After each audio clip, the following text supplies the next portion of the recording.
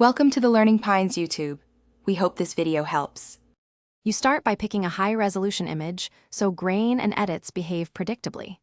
Open it, convert to RGB if needed, then immediately duplicate the layer to keep an untouched backup. Next, reduce overall saturation about 20 to 40% to mute modern color intensity.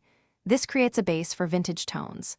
While you work, use a mid-tone exposure adjustment to pull highlights down and lift shadows slightly. These initial moves set the scene for authentic old-style character.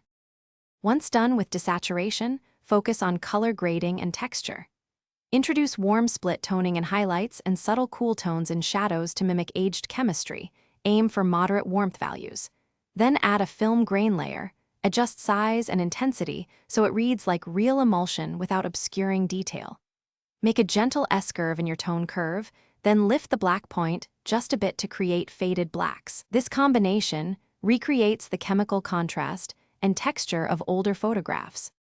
To finish, apply a subtle vignette and slight edge blur to guide the eye toward the center. Keep it natural, not heavy.